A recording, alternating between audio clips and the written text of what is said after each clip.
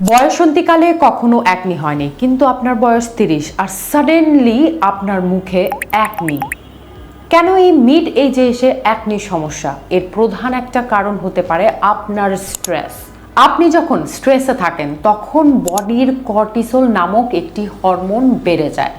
তখন কি হয়, যে তেলের গ্রন্থিগুলো আছে সেগুলো কিন্তু সক্রিয় হয়ে যায়, আর অতিরিক্ত অয়েল সিক্রেশনের কারণে কিন্তু সেখানে অবস্ট্রাকশন হয়, প্রদাহ, যেটাকে আমরা ইনফ্লামেশন বলি, সেটা হয়ে থাকে এবং সাডেনলি কিন্তু একনি দেখা যায়।